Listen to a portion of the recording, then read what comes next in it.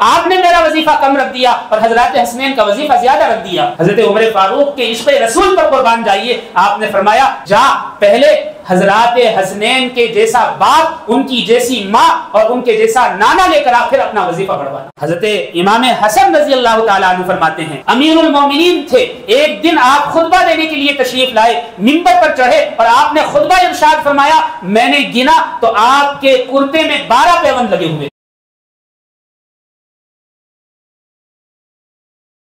السلام علیکم ورحمۃ اللہ وبرکاتہ۔ الحمد للہ رب العالمین وہدانا بالکتاب المبین والصلاة والسلام علی سید الانبیاء والمرسلین خاتم النبیین محمد بن عبد اللہ الامین وعلی آلہ وصحبہ اجمعین ومن تبعهم بإحسان إلى يوم الدين أما بعد فأعوذ بالله من الشيطان الرجيم بسم الله الرحمن الرحيم محمد رسول الله والذين معه أشداء على الكفار رحماء بينهم تراهم ركعا سجدا يبتغون فضلا من الله ورضوانا سيماهم في وجوههم من أثر السجود صدق اللہ العلی العظیم۔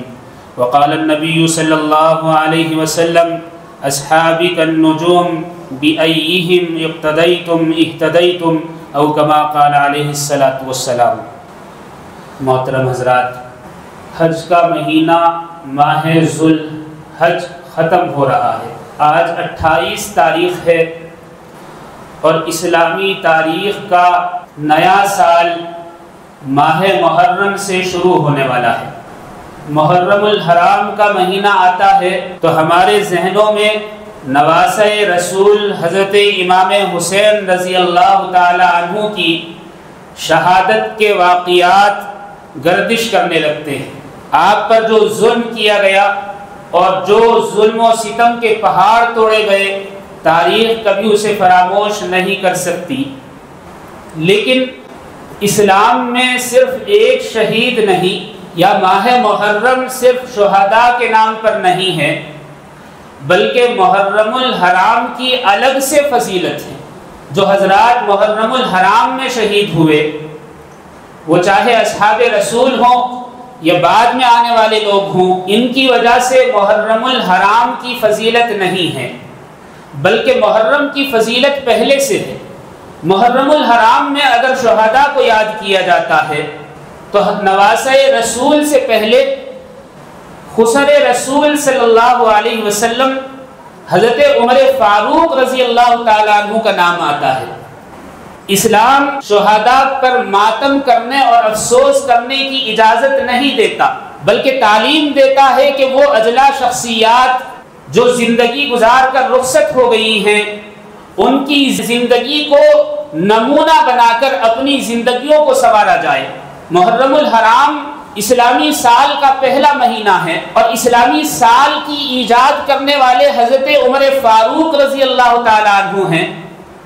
اور سوئے اتفاق دیکھیے، اللہ کی شان دیکھیے، اسلامی سال جب ختم ہوتا ہے تو حضرت عمر فاروق رضی اللہ تعالیٰ عنہ پر قاتلانہ حملہ کیا جاتا ہے، اور اسلامی سال جب شروع ہوتا ہے یکم محرم الحرام تو حضرت عمر فاروق رضی اللہ تعالیٰ عنہ کو رسول اللہ صلی اللہ علیہ وسلم کے برابر میں قبر بنا کر سلا دیا جاتا ہے۔ جس سال کی ابتدا حضرت عمر فاروق نے کی، اس کی پہلی تاریخ کو رسول اللہ کے برابر حضرت عمر فاروق آرام کرنے کے لیے گئے۔ ان شہداء کو یاد کرنے کا مقصد یہ نہیں ہوتا کہ ہم کوئی ڈے منائیں، اسلام اس کی اجازت نہیں دیتا، یہ تو کفار کی شباہت ہے، اور اسلام کفار کی شباہت کی نکیر کرتا ہے، منع کرتا ہے۔ حضرت عمر فاروق رضی اللہ تعالیٰ عنہ کے چند مناقب آپ کے سامنے پیش کرنے کی کوشش کروں گا، امید ہے بات سمجھ میں آئے گی۔ حضرت عمر فاروق رضی اللہ تعالیٰ عنہ پر 27 ذوالحج کے دن فجر کی نماز میں ابو اللولو فیروز نامی ایک مجوسی نے قاتلانہ حملہ کیا اور آپ پر 3 گہرے وار کیے جس سے آپ کی آنتیں باہر آ گری، کھڑا ہونا مشکل ہو گیا، نماز آپ پڑھا نہیں سکتے تھے۔ حضرت عبد الرحمن بن عوف نے مصلی پر آگے بڑھ کر نماز پوری کرائی۔ 3 دن آپ زخمی حالت میں بستر پر پڑے رہے اور پھر 29 تاریخ کو آپ نے جام شہادت نوش کیا اور 1 محرم الحرام کو رسول اللہ صلی اللہ علیہ وسلم کے حجرہ اقدس میں آپ کو دفن کر دیا گیا۔ حضرت عمر فاروق کی یہ شہادت ہے۔ حضرت عمر فاروق کوئی معمولی انسان نہیں ہے۔ حضرت عمر فاروق کو مراد رسول یا مراد نبی بھی کہا جاتا ہے، اس لیے کہ رسول اللہ صلی اللہ علیہ وسلم نے اللہ سے دعا کی کہ اے اللہ عمر بن خطاب یا عمر بن ہشام کے ذریعے اسلام کو قوت عطا فرما۔ ایک روایت میں آتا ہے کہ آپ نے فرمایا کہ عمر بن خطاب اور عمر بن ہشام میں سے جو آپ کو زیادہ پسند ہو، اے اللہ اس کے ذریعے اسلام کو قوت اور طاقت عطا فرما۔ تو اللہ رب العزت نے عمر بن خطاب رضی اللہ تعالیٰ عنہ کے حق میں دعا قبول فرمائی اور آپ نے اسلام قبول کر لیا۔ حضرت عبداللہ ابن مسعود رضی اللہ تعالیٰ عنہ فرماتے ہیں کہ عمر بن خطاب کے اسلام لانے کی وجہ سے ہم طاقتور ہو گئے اور پہلی مرتبہ علی الاعلان ہم نے کعبۃ اللہ میں داخل ہو کر کفار کی موجودگی میں نماز باجماعت پڑھی۔ رسول اللہ صلی اللہ علیہ وسلم سب سے زیادہ حضرت عمر فاروق رضی اللہ تعالیٰ عنہ کو اس لیے پسند کیا کرتے تھے کہ آپ نہایت بہادر اور نڈر تھے، جری تھے، کسی کا خوف آپ میں نہیں تھا۔ رسول اللہ صلی اللہ علیہ وسلم حضرت عمر فاروق سے اس لیے سب سے زیادہ محبت کرتے اور آپ کی زبان پر حق جاری ہوتا، یعنی کبھی ایسی بات نہ نکلتی جس سے کوئی کنفیوژن پیدا ہو جائے، بلکہ جو بات بھی نکلتی وہ حق ہوتی اور اگر اس کو چھوڑ دیا جائے تو وہ باطل ہوتی، نامناسب ہوتی۔ یہ وجہ تھی رسول اللہ صلی اللہ علیہ وسلم حضرت عمر فاروق کو بہت زیادہ پسند فرمایا کرتے تھے۔ حضرت عمر فاروق رضی اللہ تعالیٰ عنہ نے جو سب سے بڑا کام کیا وہ جمع قرآن کا کام ہے۔ حالانکہ حضرت عثمان غنی کا نام آتا ہے، حضرت عثمان غنی کا نام اس لیے آتا ہے کہ انہوں نے قرآن کو کتاب کی شکل میں لکھا اور اسے ساری دنیا میں جہاں تک اسلام پھیلا ہوا تھا اس کو پھیلایا، اور ایک خط یعنی ایک فاؤنٹ کی ایجاد کی کہ بس اسی میں قرآن لکھا جائے گا۔ یہ حضرت عثمان غنی کی خصوصیت ہے۔ لیکن حضرت عمر فاروق نے صدیق اکبر رضی اللہ تعالیٰ عنہ کے زمانے میں دیکھا کہ شہداء میں زیادہ تعداد حفاظ کی ہے، کہیں ایسا نہ ہو قرآن کریم نایاب ہو جائے، تو انہوں نے حضرت صدیق اکبر پر دباؤ ڈالا کہ قرآن کو باقاعدہ لکھ کر محفوظ کر لیا جائے۔ تو حضرت صدیق اکبر کے زمانے میں عمر فاروق کے کہنے پر قرآن کو لکھ کر باقاعدہ ایک تھیلے میں جمع کیا گیا اور اسے حضرت عائشہ رضی اللہ تعالیٰ عنہ کے پاس محفوظ کر دیا گیا۔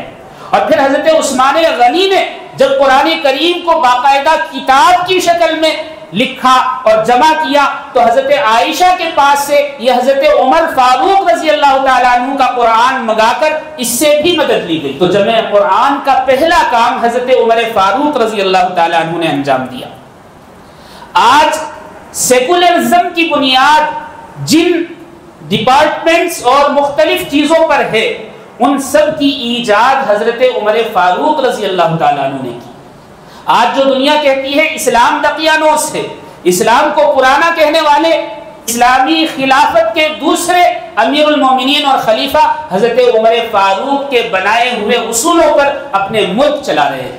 حضرت عمر فاروق نے سب سے پہلے دنیا میں وظائف مقرر کیے، بیواؤں کے لیے، یتیموں کے لیے، اپاہج لوگوں کے لیے، اور ایسے لوگ جو کمزور ہو گئے ہیں، بوڑھے ہو گئے ہیں، کاروبار نہیں کر سکتے، کما نہیں سکتے، ان کے لیے وظائف مقرر کیے اور اتنا مضبوط نظام قائم کیا کہ حضرت عمر فاروق کے دور خلافت میں ہی تقریباً 3 کروڑ درہم وظائف کے جایا کرتے تھے۔ 3 کروڑ درہم آج کے زمانے میں 1,45,000 کلو چاندی ہوتی ہے۔ اللہ اکبر، اللہ اکبر۔ ہم تصور نہیں کر سکتے کہ حضرت عمر فاروق نے کس قدر گہرے کام انجام دیے۔ دنیا میں پانی کا نظام قائم کرنے کا جو اصول بنایا وہ بھی حضرت عمر فاروق نے سب سے پہلے بنایا. عوام الناس کے لیے، کھیتی کے لیے جو پانی کی نہریں جاری کی، سب سے پہلے حضرت عمر فاروق نے باقاعدہ کھدوا کر نہریں جاری کی. آج بھی عرب دنیا میں بے شمار نہریں حضرت عمر فاروق نے جو نام ان کو دیے تھے ان نام سے آج بھی موجود ہیں. ایشیا سے جو یورپ کا کنیکشن ہے سمندر کے راستے، اس کی بنیاد بھی پہلے حضرت عمر فاروق نے رکھی. آپ نے دریائے نیل کو بحر قلزم سے 70 میل کھدائی کر کے ملوایا. بعد میں یہ بند ہو گیا، دوبارہ کھودا گیا. اور یہ 70 میل کی مسافت کی جو کھدائی ہوئی، کمال کی بات یہ ہے کہ اس زمانے میں ہاتھوں سے کھودا گیا اور صرف 6 مہینے میں یہ کھدائی کر کے اس نہر کو جاری کر دیا گیا. اللہ اکبر. آپ نے نظام تعلیم جو رائج کیا اس کی تو بات ہی نرالی ہے. آج جو اسکول کا نظام ہے، مکتب کا نظام ہے، اس کے ایجاد کرنے والے حضرت عمر فاروق رضی اللہ تعالیٰ عنہ. اور آپ نے یہ قانون بنایا تھا کہ ملک کے اندر جو دیہاتی ہیں خاص طور پر ان کو بائی فورس ایجوکیٹڈ کیا جائے، زبردستی ان کو تعلیم دلوائی جائے. اگر وہ نہ پڑھنا چاہیں تو بھی سرکاری خرچ پر ان کو تعلیم دلوائی جائے، ان کو جاہل نہ چھوڑا جائے. آج کون سا ملک ہے جو بائی فورس کسی کو ایجوکیٹڈ کرے؟ کوئی نہیں. حضرت عمر فاروق نے اس کی بنیاد بھی رکھی اور مثال بھی قائم کی. آپ نے دنیا میں سب سے پہلے یتیم خانے تعمیر کرائے. جو بچے ادھر ادھر گھومتے پھرتے، جن کا کوئی وارث نہ ہوتا، ان کو ان یتیم خانوں میں رکھتے اور ان کی پرورش ہوتی اور ان کی تعلیم ہوتی اور پھر ان کو ہنر سکھائے جاتے. اس کی بنیاد بھی حضرت عمر فاروق نے رکھی. اس زمانے میں یا تو بادشاہ ہوا کرتے تھے یا مالک اور آقا ہوا کرتے تھے. حضرت عمر فاروق رضی اللہ تعالیٰ عنہ نے فرمایا کہ آج سے کوئی بھی بادشاہ یا مالک اور آقا نہیں کہے گا، بلکہ جو مسلمانوں کا خلیفہ ہوگا اسے امیر المومنین کے نام سے پکارا جائے، یعنی مسلمانوں کا رہنما. اللہ. آپ نے بتایا کہ جو اونچے عہدے پر ہوتا ہے اس کو یاد رکھنا چاہیے وہ مالک نہیں ہوتا ہے، وہ رہنما ہوتا ہے. آپ نے لفظ امیر کا استعمال کیا. اسی طرح آپ نے سب سے پہلے بیت المال قائم کی، خزانہ قائم کیا اور پھر اس کے دفتر بنائے.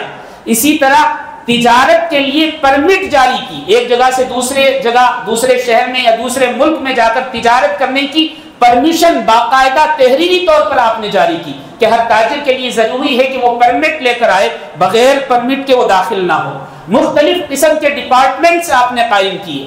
آج جو پولیس کا ڈپارٹمنٹ آپ دیکھتے ہیں اس کی بنیاد بھی حضرت عمر فاروق رضی اللہ تعالیٰ عنہ نے رکھی. اور جب پولیس بنائی تو اس کا مقصد یہ تھا کہ بازاروں کو لوٹ ماری سے محفوظ رکھا جائے، کوئی آدمی زیادتی نہ کرے، کوئی زبردستی نہ کرے، کسی کا مال زبردستی نہ چھینے، کوئی کم نہ تولے، کوئی ایسے پیسے نہ دے جو بازار میں نہ چلتے ہوں. ان سب کی رکھوالی کے لیے آپ نے پولیس کا نظام قائم کیا. اور جب پولیس بنائی تو پھر ضرورت پڑی کہ ایسے لوگ جو غلطی کرتے ہیں اور باز نہیں آتے ان کو سزا بھی دی جائے، تو پھر آپ نے جیل بھی قائم کی. اور اتنا ہی نہیں بلکہ دنیا میں سب سے پہلے ملٹری کیمپس قائم کیے. اس سے پہلے لوگ اپنے اپنے طور پر ہتھیار چلانا سیکھ لیتے اور فزیکل فٹنس بنا لیتے اور پھر ملٹری میں جوائن ہو جایا کرتے. آپ نے ملٹری کیمپس کی بنیاد رکھی. اسی طرح ملٹری ٹریننگ کی بنیاد آپ نے ڈالی. اور اسی طرح نظام انٹیلیجنس قائم کیا. سیکریٹ سروس آپ نے جاری کی. آج جو ساری دنیا میں سیکریٹ سروس کو اصل پاورفل فورس کے طور پر دیکھا جاتا ہے وہ حضرت عمر فاروق رضی اللہ تعالیٰ عنہ نے قائم کی. آپ نے بہت سارے شہر آباد کیے. پلاننگ سٹی جو آج کے دور میں ہم سنتے ہیں کہ اتنے راستے ہونے چاہیے، اتنی نالیاں ہونی چاہیے، پائپ لائن یا پانی کے لیے اس طریقے کا نظام ہونا چاہیے، یہ سب پلاننگ سٹی حضرت عمر فاروق کی ایجاد ہے. اللہ اکبر. اسی طرح ایک شہر سے دوسرے شہر جانے کے لیے پیمائش اور فاصلے کا تعین. آج کے دور میں ہم کہتے ہیں کہ کلومیٹر بورڈ جو لگائے جاتے ہیں، پہلے سنگ میل کہا جاتا تھا. ایک پتھر لگایا جاتا تھا جس پر میل لکھا جاتا کہ اس شہر سے اس شہر تک اتنا فاصلہ ہے. اس کی بھی ایجاد حضرت عمر فاروق نے کی. جو نظام آج کے دور میں داغ خانے کا ہے اس کی بنیاد بھی حضرت عمر فاروق نے رکھی. بچہ نویس یعنی رائٹرز مقرر کیے مختلف ڈپارٹمنٹس میں. اسی طرح آپ نے گیسٹ ہاؤس قائم کیے اور مکتب اور اسکول قائم کیے اور لوگوں کے وظیفے مقرر کیے, عدالتی نظام بنایا. اسی کے ساتھ ساتھ پیداوار پر یعنی کھیتی پر آپ نے ٹیکس لگایا کہ ایک مناسب ٹیکس دینا چاہیے تاکہ حکومت ان کی رکھوالی کر سکے اور پانی کا صحیح انتظام کر سکے. اسی طرح آپ نے مساجد میں تقریر اور وعظ کے لیے باقاعدہ مقررین کو مقرر کیا اور کہا کہ لوگوں کی اصلاح کے لیے بات چیت ہونی چاہیے, تقریر اور وعظ ہونا چاہیے. اور پھر اسی طرح آپ نے ان مقررین کا, مؤذنین کا اور ائمہ کا وظیفہ بھی مقرر کیا کہ وہ اپنا گھر بار بھی چلا سکیں. اسی طرح آپ نے ملک کو اسٹیٹ میں اور صوبوں میں تقسیم کیا تاکہ ان کی دیکھ بھال صحیح ہو اور ان میں صحیح طریقے سے انصاف کیا جا سکے. اسی طرح حربی تاجر یعنی ایسا ملک جس سے جنگ جاری ہو یا دشمن ملک ہو, وہاں کے تاجروں کو باقاعدہ تجارت کی اجازت آپ نے دی. یہ نہیں کہا کہ آپ سے ہماری دشمنی ہے تو آپ تجارت نہیں کر سکتے, آنے اور جانے کی اجازت دی. اسی طرح آپ نے رات کی نگہبانی کے لیے, بازاروں کی حفاظت کے لیے, گھروں کی حفاظت کے لیے پہرے دار مقرر کیے, سیکورٹی کا انتظام کیا. اور اسلامی سن کی آپ نے بنیاد رکھی, جو اسلامی سن محرم الحرام سے شروع ہوتا ہے اس کی بنیاد رکھی. اور دنیا میں مردم شماری کی ایجاد کی, یعنی جو حکومتیں لوگوں کو گنتی ہیں ایک گھر میں کتنے لوگ ہیں, فیملی میں کتنے ممبرس ہیں, اس کی ایجاد آپ نے کی. اور ہمارے یہاں جیسے ملک میں لوک آیوگ کا جیسے قسم کے ادارے ہیں, اس کی بنیاد بھی رکھی تاکہ ڈپارٹمنٹس صحیح طریقے سے کام انجام دیں اور جو لوگ اپنی جائیداد کو وقف کرنا چاہتے ہیں اس کا طریقہ متعارف کرائے.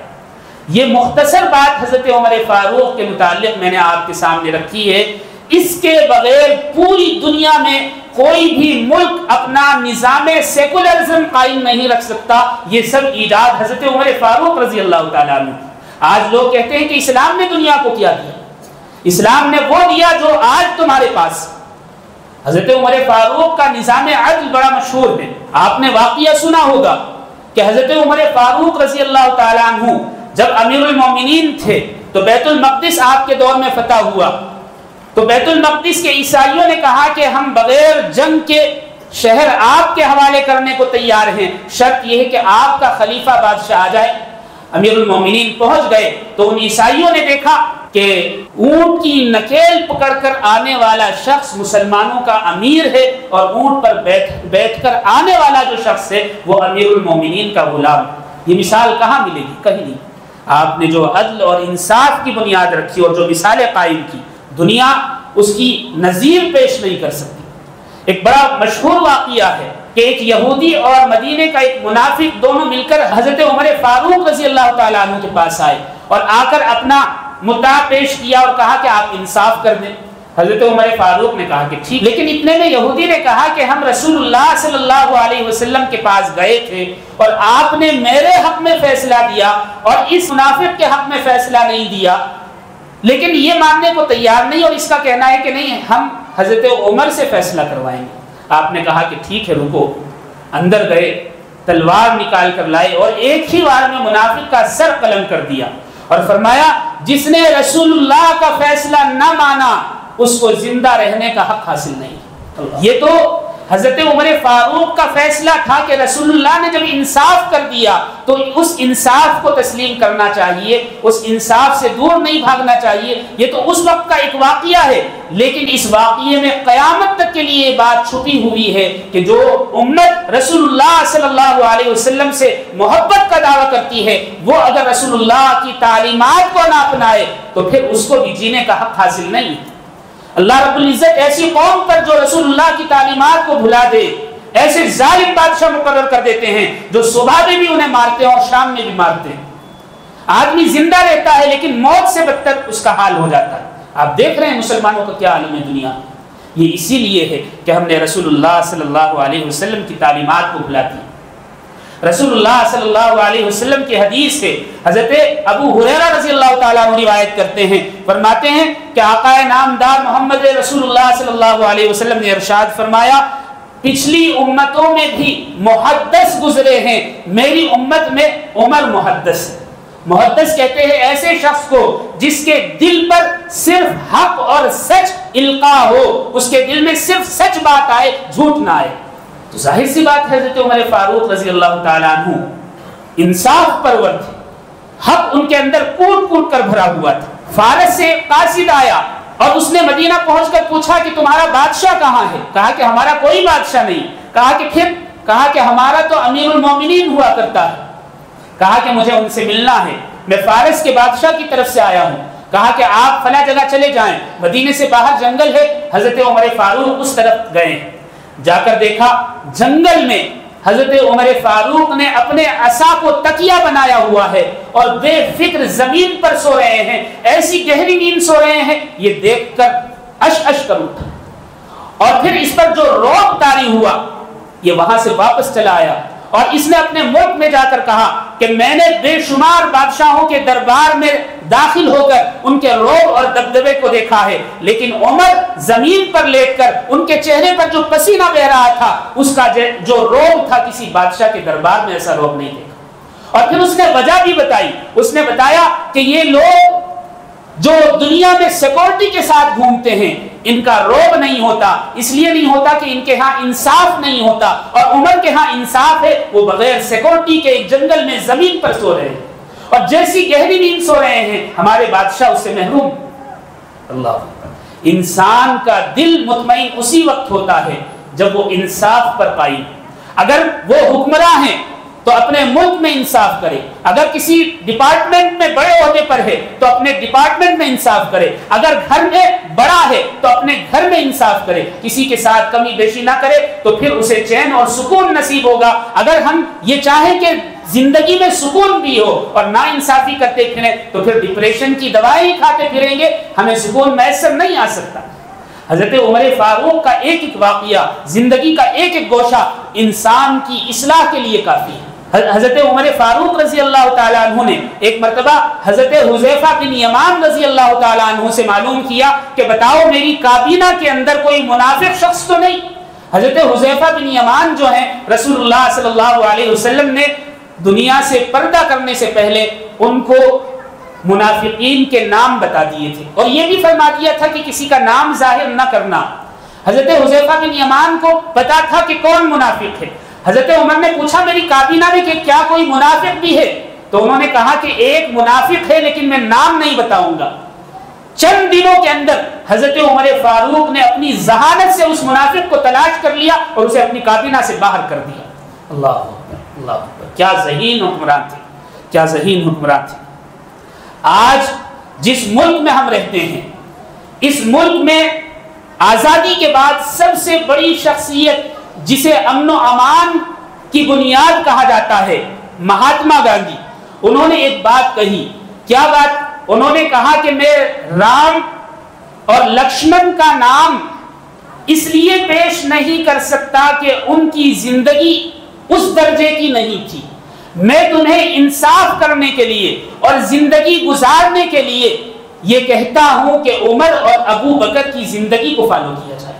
اللہ، دشمن بھی جس کے گن گائے وہ ہوتے ہیں اتباع، وہ ہوتی ہیں عادات۔ اللہ، حضرت عمر فاروق رضی اللہ تعالیٰ عنہ چھوٹی چھوٹی اپنے کاموں سے وہ کار ہائے نمایاں انجام دیے جو قیامت تک کے لیے امت کی اصلاح کے لیے کافی۔ رسول اللہ صلی اللہ علیہ وسلم کے زمانے میں عورتیں بھی مساجد میں آ کر مردوں کے پیچھے صف بنا کر نماز پڑھا کرتی تھی۔ حضرت عمر فاروق نے ایک مرتبہ شام کا وقت تھا، مغرب کی نماز کا وقت ہو گیا تھا، تھوڑا سا اندھیرا ہونے لگا تھا، تو جب ان کی اہلیہ نماز کے لیے نکلی تو ان سے پہلے کسی جگہ جا کر آپ چھپ گئے، اور جب وہ اس راستے سے گزری تو آپ نے چھپ کر آہستہ سے ان کو نوچ دیا، اپنی ہی اہلیہ کو، اپنی بیوی کو نوچ دیا۔ اب جب وہ نماز کے لیے گئی اور پھر وہاں عورتوں میں بات ہوئی کہ کسی آدمی نے نوچ دیا اور چھیڑ دیا، پھر بات آگے بڑھی، رسول اللہ صلی اللہ علیہ وسلم تک پہنچی تو رسول اللہ صلی اللہ علیہ وسلم نے ارشاد فرمایا آج کے بعد عورتیں مسجد کے بجائے اپنے گھر میں نماز ادا کریں۔ اور پھر آپ نے ایک اور حدیث ارشاد فرمائی، آپ نے فرمایا کہ عورت کی وہ نماز جو وہ اپنے گھر کے اندر والے کمرے میں ادا کرے اس نماز سے بہتر ہے جو ورانڈے میں ادا کرے، اور ورانڈے کی نماز اس نماز سے بہتر ہے جو وہ صحن میں ادا کرے، یعنی پردے کے ساتھ، کوئی اس کو دیکھ نہ لے باہر سے۔ قیامت تک کے لیے ایک ایسی چیز ہے جس کی وجہ سے ایک بڑا فتنہ ختم ہو گیا۔ بعد میں رسول اللہ صلی اللہ علیہ وسلم کی خدمت میں حضرت عمر فاروق حاضر ہوئے تو رسول اللہ صلی اللہ علیہ وسلم نے مسکرا کر معلوم کیا عمر کیا وہ تمہاری حرکت تھی؟ حضرت عمر بھی مسکرانے لگے، کہنے لگے اللہ کے نبی ہاں میں نے سوچا اس طریقے سے یہ کام ہو جائے۔ رسول اللہ صلی اللہ علیہ وسلم نے مسکرا کر خاموشی اختیار کر لی۔ اللہ، کیا ذہانت تھی، کیا ذہانت تھی۔ حضرت عمر فاروق نے جو گورنر مقرر کیے تھے ان کے لیے یہ لازمی تھا کہ وہ جو شخص بیمار ہے اس کی عیادت کریں، اس کی بیمار پرسی کریں۔ اگر کوئی بیمار پرسی نہ کرتا تو اس کو گورنر کے عہدے سے ہٹا دیا جاتا۔ آپ فرماتے جو کسی کا دکھ اور غم نہ جان سکے، محسوس نہ کر سکے، اسے گورنر بننے کا حق حاصل نہیں۔ آپ نے گورنروں کی اصلاح کا بھی نرالا طریقہ ایجاد کیا۔ مصر کے گورنر ایاز بن غنم رضی اللہ تعالیٰ عنہ کے بارے میں آتا ہے، وہ اپنی نازک مزاجی کی وجہ سے باریک کپڑا پہننے لگے اور انہوں نے سیکورٹی کا انتظام کر دیا، اپنے دروازے پر ایک پہرے دار کھڑا کر دیا تاکہ شور شرابہ نہ ہو۔ حضرت عمر فاروق کو معلوم ہوا تو حضرت محمد بن مسلمہ کو بھیجا اور کہا کہ ایاز بن غنم جس حالت میں ہو اسی حالت میں گرفتار کر کے لے آؤ۔ مصر گئے، محمد بن مسلمہ نے ایاز بن غنم رضی اللہ تعالیٰ عنہ کو گرفتار کیا اور لا کر سیدھا حضرت عمر فاروق کے سامنے کھڑا کر دیا۔ حضرت عمر نے دیکھا کہ وہ باریک کپڑا پہنے ہوئے ہیں تو آپ نے فرمایا گورنری اس لیے نہیں دی تاکہ تم عیاشی کر سکو، یہ تو اس لیے دی ہے تاکہ تم لوگوں کے کام آ سکو۔ آپ نے کہا کہ یہ لباس اتارو اور پھر آپ نے ایک موٹا نہایت کم قیمت لباس دیا اور کہا کہ اسے پہنو، اور پھر بیت المال کی جو بکریاں تھیں وہ لا کر دی اور کہا کہ اسے مدینے سے باہر جنگل ہے وہاں لے جاؤ اور اسے چراؤ، آج سے تم گورنر نہیں ہو۔ اللہ اکبر اللہ۔ حضرت عمر فاروق صرف دوسروں پر رعب قائم نہیں کیا کرتے تھے بلکہ اپنی زندگی میں بھی آپ نے انصاف کیا۔ ایک مرتبہ سخت بیمار ہو گئے، کسی حکیم یا طبیب نے کہا کہ آپ کو شہد سے افاقہ ہوگا، کوئی اور دوا اس مرض کی نہیں ہے، لیکن شہد تلاش کیا کہیں نہیں ملا، صرف بیت المال میں شہد موجود تھا۔ کسی نے کہا کہ آپ بیت المال سے لے لیں، کہا کہ وہ میرا نہیں ہے، وہ تو عوام کا ہے۔ پھر آپ مسجد میں تشریف لائے اور آپ نے لوگوں سے خطاب کیا اور کہا کہ میں بیمار ہوں، اگر آپ سب اجازت دیں تو میں تھوڑا سا شہد لے لوں۔ عوام کی اجازت کے بعد آپ نے شہد لیا اور شفا پائی۔ عرب میں قحط پڑا، ایسا قحط کہ پانی کے ایک ایک قطرے کو اور گیہوں کے یا باجرے کے ایک ایک دانے کو لوگ ترس گئے۔ تو حضرت عمر فاروق رضی اللہ تعالیٰ عنہ نے کھانا پینا چھوڑ دیا، خاص طور پر گوشت چھوڑ دیا، اور جب قحط ختم ہوا تو لوگوں نے کہا کہ اب تو کھا سکتے ہیں۔ کہا کہ ایسا نہ ہو قحط سالی کے زمانے میں کسی کو کوئی چیز میسر نہ آئی ہو اور اب میں وہ کھا لوں تو قیامت میں اللہ کو کیا جواب دوں گا۔ اللہ اکبر اللہ اکبر۔ آپ کی زوجہ محترمہ ام کلثوم رضی اللہ تعالی عنہا نے اپنے پاس سے قیصر روم کی فیملی کو ایک عطر بھیجا ہدیے کے طور پر۔ قیصر روم بادشاہ تھا، جواب میں وہاں سے جو تحفے آئے اس میں بہت سارے جواہرات تھے، قیمتی پتھر تھے۔ جب وہ آپ کی زوجہ محترمہ کے سامنے لائے گئے اور حضرت عمر فاروق کو معلوم ہوا تو آپ نے کہا کہ عطر تو تمہارا تھا لیکن لے جانے والا قاصد سرکاری تھا، لہذا ان جواہرات پر تمہارا حق نہیں ہے، یہ بیت المال میں جمع کر۔ اللہ اکبر۔ حضرت امام حسن رضی اللہ تعالیٰ عنہ فرماتے ہیں عمر کوئی معمولی شخص نہیں تھے، امیر المومنین تھے۔ ایک دن آپ خطبہ دینے کے لیے تشریف لائے، منبر پر چڑھے اور آپ نے خطبہ ارشاد فرمایا، میں نے گنا تو آپ کے کرتے میں 12 پیوند لگے ہوئے تھے۔ اللہ اکبر اللہ۔ آج ہمارا لباس تھوڑا سا کہیں سے پھٹ جائے، ایک دھبا آ جائے تو ہم گھر سے باہر نکلنے کو تیار نہیں ہوتے، اور وہ 22.5 لاکھ مربع میل کا مالک، کیا سادگی تھی۔ اللہ اکبر۔ مکہ میں حضرت عمر فاروق رضی اللہ تعالیٰ عنہ حج کے بعد ایک مرتبہ تشریف فرما تھے، کسی نے ضیافت کی تو آپ اپنے ساتھیوں کے ساتھ وہاں پہنچے تو جو کھانے کے لیے طباخ لایا گیا وہ بہت بڑا تھا، ایک آدمی دو آدمی نہیں اٹھا سکتے تھے، اسے کئی آدمی لے کر آئے۔ میزبان کے نوکر اور ملازمین جب وہ طباخ لے کر آئے اور انہوں نے اسے دسترخوان پر رکھا اور پھر وہ جانے لگے تو آپ نے کہا کہ کہاں جا رہے ہو، بیٹھو۔ کسی نے کہا کہ امیر المومنین یہ تو نوکر ہیں، یہ تو غلام ہیں۔ آپ نے کہا اللہ اکبر، اسلام میں یہ تفرقہ کب سے شروع ہو گیا؟ اسلام میں بڑے اور چھوٹے کی تمیز کب سے شروع ہو گئی؟ اور آپ سخت ناراض ہوئے اور آپ نے کہا کہ ان ملازمین کو کہو کہ یہاں بیٹھیں اور میرے ساتھ کھانا کھائیں۔ اللہ، آج ہم اپنے آپ کو دیکھ لیں، ہم کہاں ہیں؟ آج ہم ڈرائیور کو یا جو کام کرنے والا اسٹاف ہوتا ہے اس کو اپنے ساتھ بٹھا کر کھلانا پسند نہیں کرتے۔ یہ اسلامی تعلیمات کے خلاف ہے، ہمیں اس کی اصلاح کرنی چاہیے۔ حضرت عمر فاروق کا ایک بڑا مشہور واقعہ ہے کہ آپ ایک مرتبہ گشت کے لیے نکلے، مدینے سے 3 میل باہر، دیکھا ایک عورت اپنے 3 بچوں کو بہلا رہی ہے اور وہ رو رہے ہیں۔ پوچھا کیا ہوا؟ کہا کہ بھوک سے تڑپ رہے ہیں، 3 دن ہو گئے کھانے کو کچھ نہیں ملا۔ حضرت عمر فاروق واپس آئے، بیت المال سے بہت ساری چیزیں کھانے پینے کی ایک تھیلے میں ڈالی اور وہ موٹا اپنے کاندھے پر اٹھا کر چلے۔ غلام اسلم نے کہا کہ لائیے مجھے دے دیجئے۔ کہا کہ قیامت میں بھی کیا تو میرا بوجھ اٹھائے گا؟ مجھے لے جانے دے۔ لے کر گئے اور خود اس عورت کا چولہا جلایا، اور جب تک وہ بچے کھا کر سو نہیں گئے وہیں بیٹھے رہے اور چلتے ہوئے کہا کہ میری بہن عمر کو معاف کر دیں۔ اللہ، آج ہمارے کتنے رشتہ دار ہیں، کتنے پڑوسی ہیں جو ہمارے سے تعلق رکھتے ہیں، ہم سے امید رکھتے ہیں، ہم ان کے کھانے کا اور ان کی زندگی میں جو ضروریات ہیں اس کا خیال نہیں کرتے۔ کیا قیامت میں ہم سے حساب نہیں ہوگا؟ حضرت عمر فاروق کا ایک مرتبہ بڑے لمبے عرصے سے مچھلی کھانے کی طبیعت ہو رہی تھی۔ کئی مرتبہ کہا کہ مچھلی کھانا چاہتا ہوں، لیکن پھر کہتے نہیں جانے دو، مچھلی کے بغیر بھی زندگی گزر سکتی ہے۔ ایک مرتبہ آپ کے غلام اسلم نے سوچا کہ مچھلی بنا لیتا ہوں۔ اس نے گھوڑا کھولا اور گھوڑے کو مدینے سے باہر 3.5 میل کے فاصلے پر ایک بستی تھی جہاں مچھلی ملا کرتی، وہاں سے وہ مچھلی لے کر آیا اور جلدی جلدی سے بنا کر اسے دسترخوان پر لا کر رکھی۔ حضرت عمر فاروق نے کہا کہ مچھلی کہاں سے آئی ہے؟ کہا کہ کہیں سے انتظام ہو گیا ہے۔ آپ استقبل گئے اور گھوڑے کی کمر پر ہاتھ رکھ کر دیکھا کہ وہ پسینے سے شرابور ہے۔ آپ واپس آئے اور کہا میرے منہ کے ذائقے کے لیے ایک جانور کو تم نے مصیبت میں مبتلا کر دیا، اتنی دیر گزرنے کے بعد بھی اس کا پسینہ نہیں سوکھا، میں ایسی مچھلی نہیں کھا سکتا، قیامت میں کیا جواب دوں گا؟ اللہ اکبر، اللہ اکبر۔ آج دنیا کہتی ہے کہ اسلام جانوروں پر ظلم کرتا ہے، اسلام تو جانوروں پر بھی رحم کرتا ہے اور اس کی مثال پیش کرتا ہے۔ رسول اللہ صلی اللہ علیہ وسلم سے حضرت عمر فاروق کا عشق بھی نرالا تھا۔ آپ نے اہل بدر کا وظیفہ مقرر کیا تو فرمایا سب سے پہلے اصحاب اہل بیت کا وظیفہ مقرر کیا جائے، سب سے اوپر ان کا نام لکھا جائے، اور زیادہ زیادہ وظیفہ مقرر کیا۔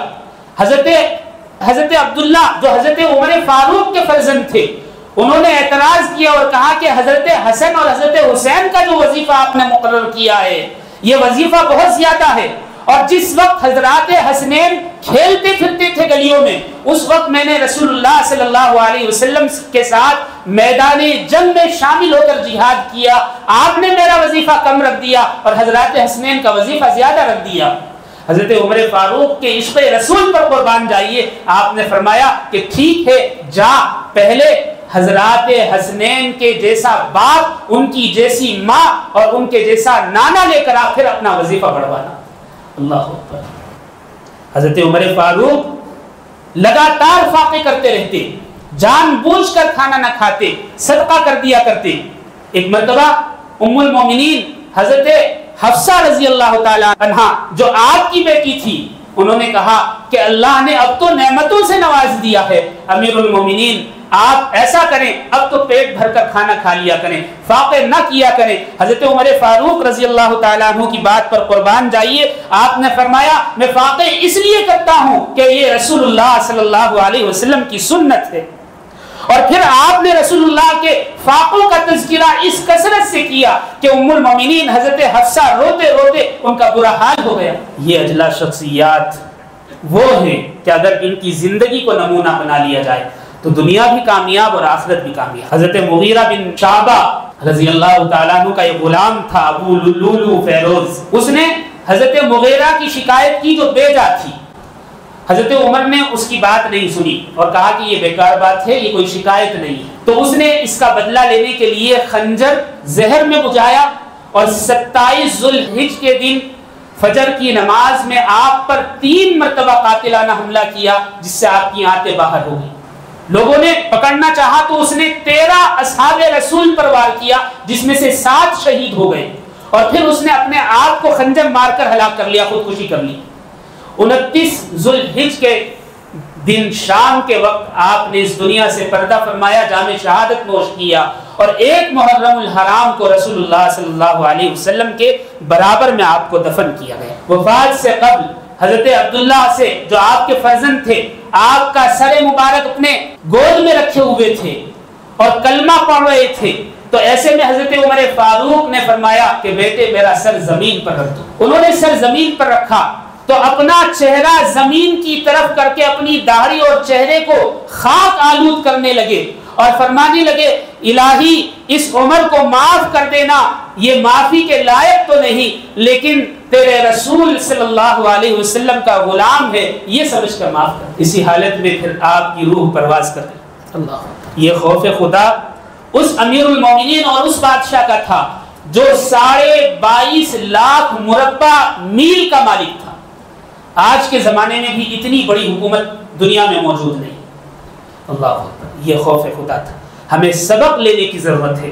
میں نے ایک آیت آپ کے سامنے صحابہ کے متعلق تلاوت کی اور پھر ایک حدیث آپ کے سامنے پیش کی۔ رسول اللہ صلی اللہ علیہ وسلم نے ارشاد فرمایا اصحابی النجوم بأیہم اقتدیتم اہتدیتم، میرے صحابہ ستاروں کی مانند ہیں، اگر ان کی تم اتباع کر لو کسی ایک کی بھی تو کامیاب ہو جاؤ گے، ہدایت یافتہ ہو جاؤ۔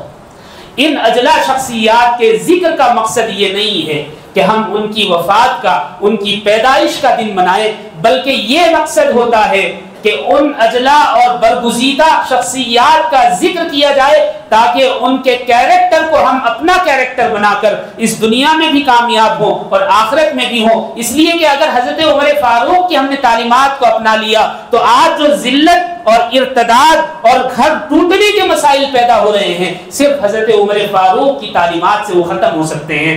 دعا فرمائے اللہ رب العزت حضرت عمر فاروق رضی اللہ تعالیٰ عنہ کی قبر اطہر پر لاکھوں کروڑوں درود و سلام اور رحمتیں اور برکتیں نازل فرمائے اور ہمیں آپ کی تعلیمات پر چلنے کی توفیق عطا فرمائے۔ وآخر دعوانا ان الحمدللہ رب العالمین۔ کعبے پہ پڑی جب پہلی نظر، کیا چیز ہے دنیا بھول گیا، کیا چیز ہے دنیا بھول گیا۔